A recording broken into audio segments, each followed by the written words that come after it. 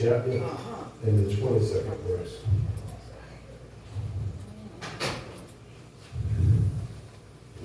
Mark 8 chapter, 22nd verse.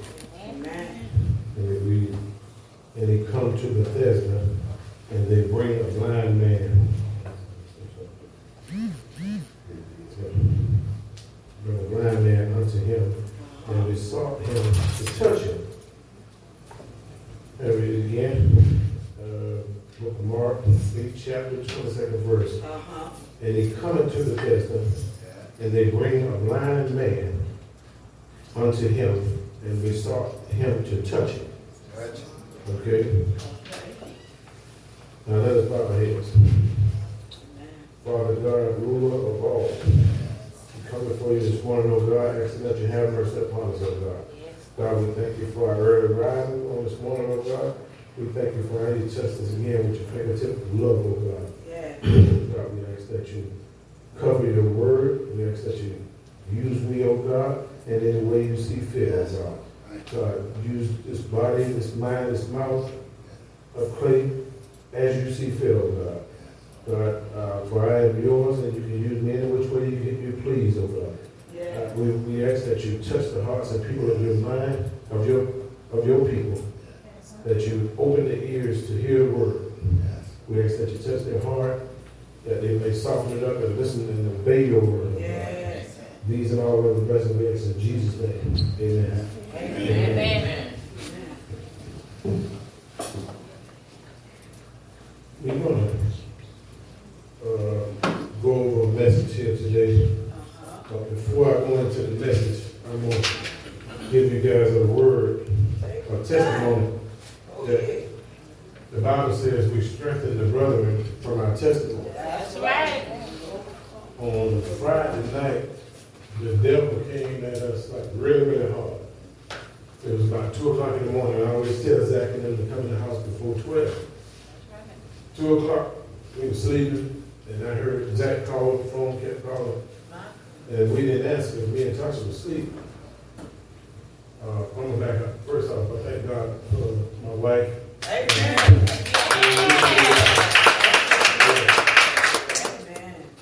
And so he called microphone. Michael came in there, shook us and woke us up there. And we got up. And I could hear in Zach's voice that things wasn't right.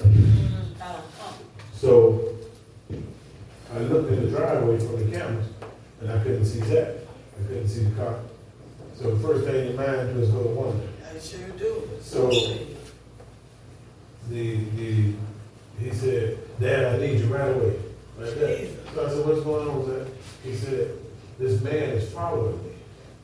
And I said, well, where you at? He said, he followed me. I was backing in the yard, and he followed me, and he made me leave out of the yard, and I said, don't you ever leave from your house. I said, now you turn around and you come back to your house right now. As he was coming back in through the gate, I put on my clothes to get dressed. And something told me, I ain't gonna say voice of God, I ain't gonna say something to wake up Tasha, because she's a little peacekeeper.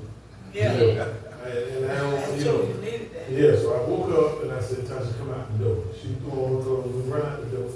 And as Zach pulling in the yard, the car coming behind him fast. Walking in and unlocked the door. Coming right behind him. Just like this, a real fast. Wow. So I opened the door and I said, what's going on? I don't know who in the car. Before I go out the door, I grabbed that piece of steel, you know. Oh, you did? Yeah. So, you know, I said, I'm going to get some understanding. You know, I know it. So I hear Zach running like this. I'm like, something ain't right. So then I get a little peacekeeper with me. I leave the door for her. She right out there. So I asked her, we find out it's a lady. What? So it's a lady, but Zach said it was a guy, which was a grandson. She done called a grandson to come get in the middle of the road and stop Zach. He beating all on the car, telling Zach to cut the car off. Don't you ever cut the car off. You come back to your house and don't never let nobody run your way. That's right. This your place. That's right. Don't never let them, I don't care what they say. They ain't running away from your house. Now they might run you away from a whole lot of other places. And not your house. That's right. And you ain't one of them. So I got that through to him. But, you know, I really thank God that it didn't go another way. Because it could have went another way. That's right. You know? So I'm thanking God every day that it went that way.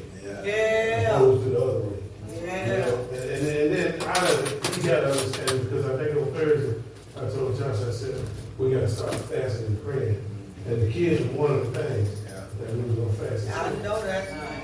And Zach cried and he understood. He said, "Nah, I see why you said come on early." You see what I mean? So it was a lesson in that. Yeah. But it came across.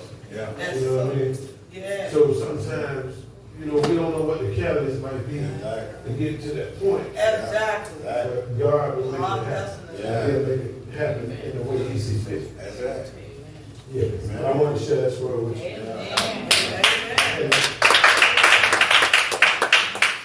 Now, we read Mark 8 and 22. Okay, we all know that there's several blind men in the Bible. Yes. Okay, we're going to speak on the blind man. And we're going to use for a topic, "Oh Lord, will you touch me again?" That's what we're going to use for a topic. "Oh Lord, will you touch me again?" Now, there was many men in the Bible that were blind. Amen. All of them didn't receive a touch to get sight. That's right. So some of them got sight in different ways.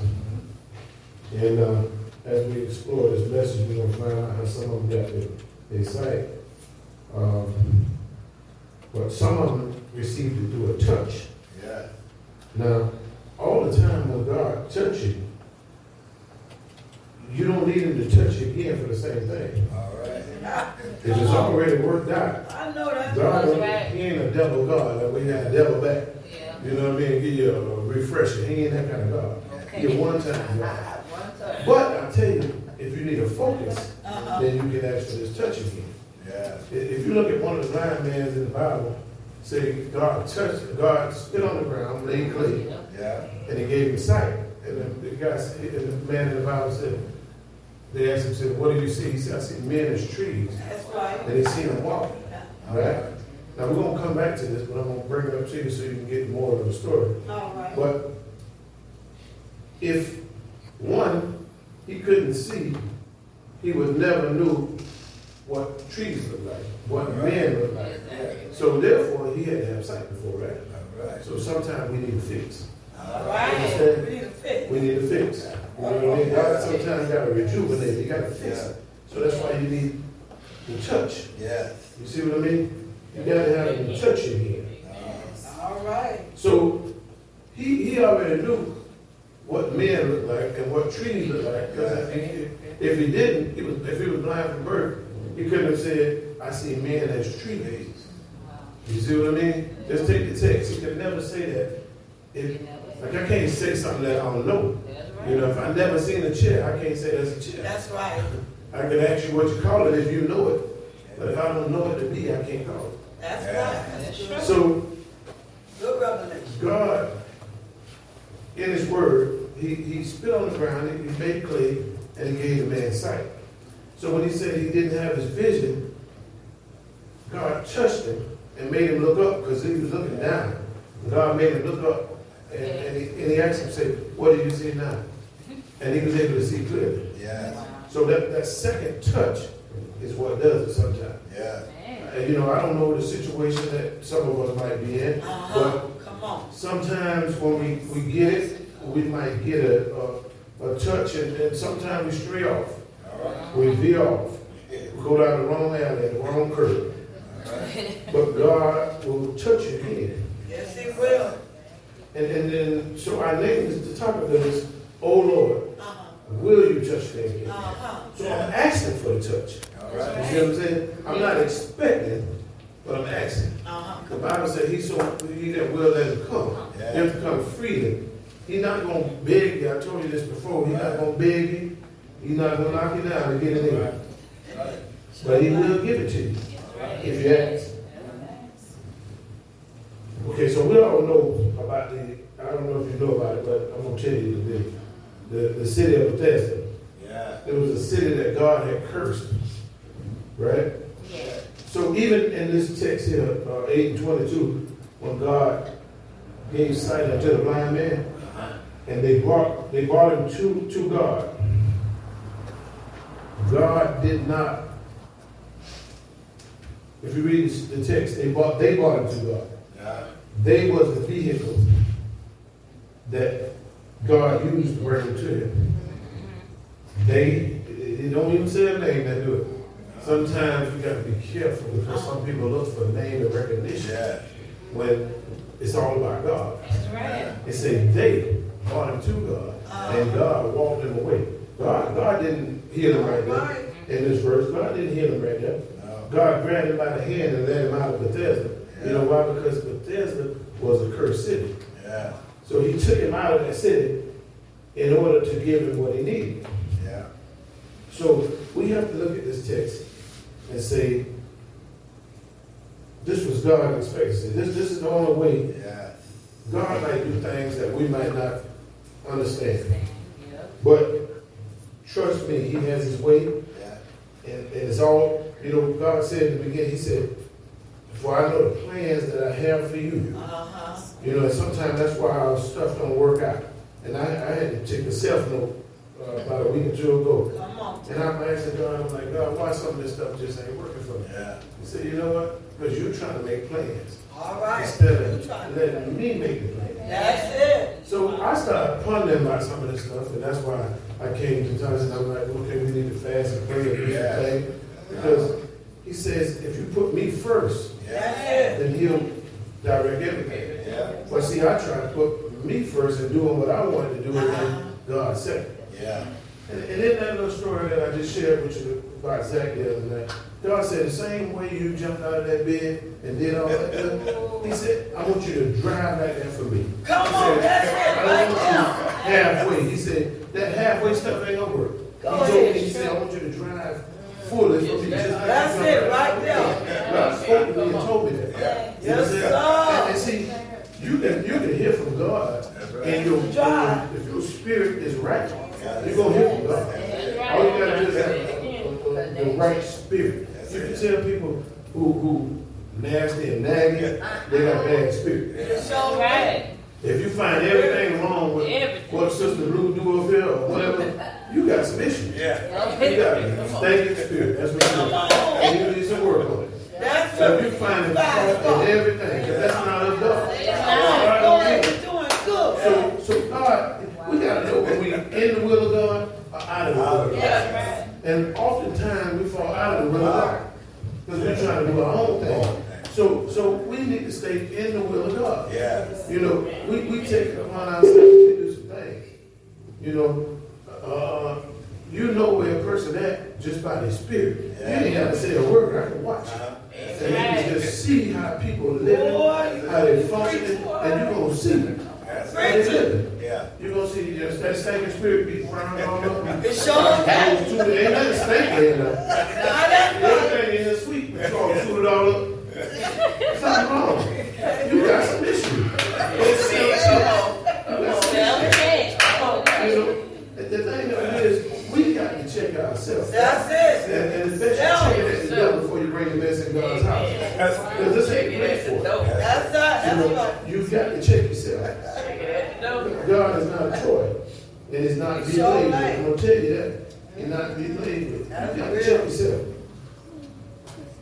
So this story reminds us often that God subjects us to the process. God subjects us to the process, even though the price has been paid. When God went to Calvary's cross, He already paid the price, but the process was necessary. We heard the message the other night about the process is necessary. Yeah, that was right. And it was a good message, Yeah. but the process is necessary. And then God spoke it, it is right. That's it. The process is necessary.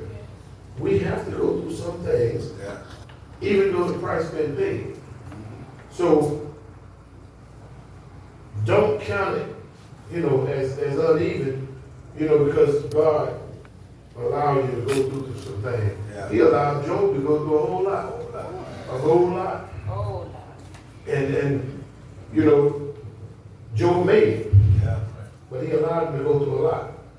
So the process in which he